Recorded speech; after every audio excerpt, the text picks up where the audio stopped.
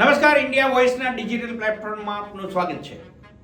તમારા બાળકો social media ઉપર સતત વ્યસ્ત રહેતા હોય તો હવે તમે ચેતી જજો. તમે તમારા બાળકો ઉપર નજર રાખજો. પુત્ર હોય કે પુત્રી હોય, સોશિયલ મીડિયામાં કોની સાથે વધારે સંપર્કમાં છે, કોની સાથે ચીટ ચેટ કરે છે અને કોની સાથે સોશિયલ મીડિયાના માધ્યમથી કેટલો સમય વિતાવે છે અને એની ગતિવિધિઓ શું છે. આ અમે એટલા માટે કહી રહ્યા છીએ કે માતા પિતાની આંખો ખુલે અને પોતાના સંતાનો ઉપર પોતે ચાંપતી નજર રાખે.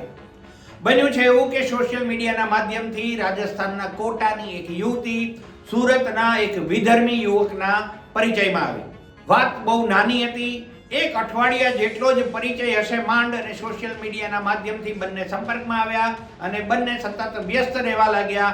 યુવતીને થયું કે છોકરી આ યુવક છે વિધર્મી સુરતનો, એ બહુ દિલોજાન છે, બહુ પૈસાવાળો છે અને એમની સંગત એને સોશિયલ મીડિયા ઉપર ગમે છે. વિધર્મી યુવકનો જન્મદિવસ હતો અને યુવતી રાજસ્થાનના કોટાની હતી. કોટાથી ટ્રેનમાં બેસી અને યુવતી એમના સોશિયલ મીડિયા ફ્રેન્ડ વિધર્મી યુવકનો જન્મદિવસ મનાવવા સુરત આવી. સુરત આવી ત્યારે ખબર પડી અને હોટલમાં ઉતારો આપવામાં આવ્યો અને હોટલમાં આ યુવતીને બંધક બનાવી દેવામાં આવી. એને હોટલની રૂમમાં પૂરી દીધી અને આ વિધર્મી યુવક અને એના મિત્રએ યુવતીને બંધક બનાવી અને બંને વિધર્મી યુવકોએ 20 વખત એની સાથે દુષ્કર્મ આચર્યું.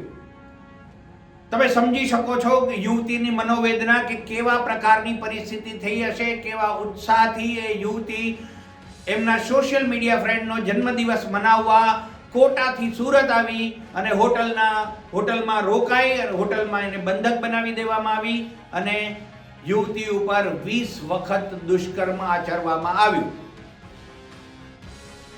આ ઘટના એવા માતા પિતાઓ માટે લાલ બત્તી સમાન કિસ્સો છે કે જો તમારી યુવતી કે તમારો યુવક તમારા પરિવારમાંથી કોઈ સોશિયલ મીડિયા પર સતત વ્યસ્ત રહેતો હોય તો આ યુવતી સાથે જે થયું છે એ અન્ય કોઈ સાથે ન થાય એ ચેતવવા માટે અમે ખાસ ઇન્ડિયા વોઇસ આપને અપીલ કરે છે કે તમે તમારા સંતાનોના સોશિયલ મીડિયા પ્લેટફોર્મ પર સતત નજર રાખશો. બંને યુવકો પકડાઈ ગયા છે. પોલીસે એની સરભરા પણ કરી છે. હવે જોવાનું એ રહે છે કે એને શી નસીહત આપવામાં આવે છે. નમસ્કાર.